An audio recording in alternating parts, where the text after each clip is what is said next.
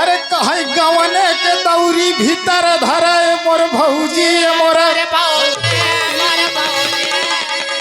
कहे हमने गवनवई के कहे वही तो मोर पिया लड़का ना दनवाए मोर भौजी कहे मैं के कर कमैये के